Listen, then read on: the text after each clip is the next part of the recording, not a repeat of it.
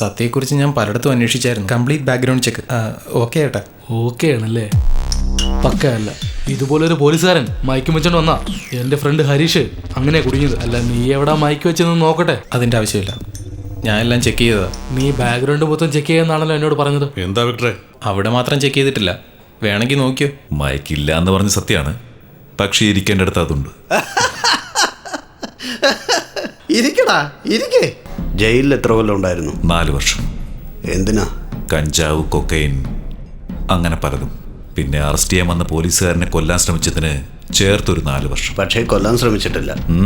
ശ്രമിച്ചു. ചേട്ടാ, ഞാനിവനെ പരിചയപ്പെട്ടിട്ട് 6 മാസമായി. ഞങ്ങൾ തമ്മിൽ നല്ല സുഹൃത്തുക്കളായി. അല്ലേ സത്യ? നമുക്ക് ഒരാളെയും കൂടെ വേണമെന്ന് പറഞ്ഞില്ലേ? കാറ് നന്നായിട്ട് ഓടിക്കും ചേട്ടാ. കില്ലാടിയാ. കാർ അവനൊരു കളിപ്പാട്ടം പോലെയാ. ഇവനെ നമുക്ക് തീർച്ചയായും വേണ്ടി വരും.